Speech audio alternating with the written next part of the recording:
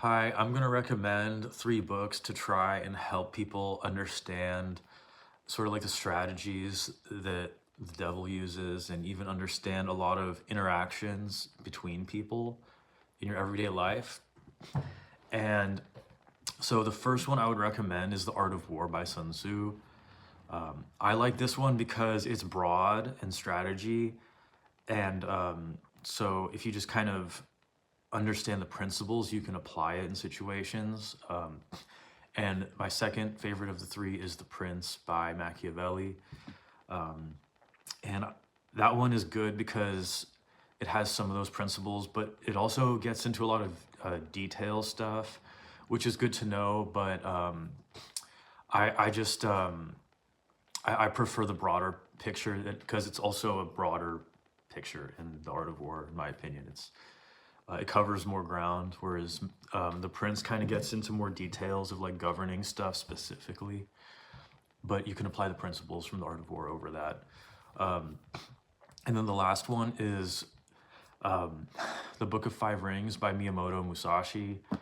You'll notice these are all books for like strategy and war, strategy and governance. And honestly, they're kind of like the the foundational books for those topics. They're kind of like the 101 for like ruling, honestly. And that's why it's important to know, because then you kind of see what's going on.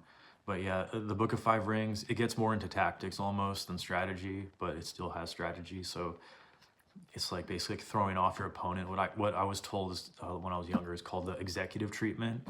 It's not what you think it is. The executive treatment is when you schedule your appointment for 1 o'clock with someone, but then you make them wait 15 or 20 minutes just to rattle them.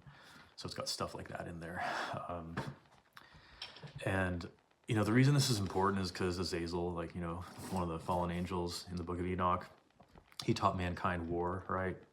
It's one of the first things he taught mankind. And so naturally his servants nowadays, they employ all those tactics. And so you kind of learn about controlled opposition and stuff like that, and why people rise up, why people are put down, sometimes even on purpose, even by their own consent. For example, one of the things you do is if you go into a new country, you don't actually take out, or you don't ally yourself with the strongest tribe or the strongest government party. You actually ally yourself with the second or the third, and then they have an incentive to overthrow the top, but now you control them.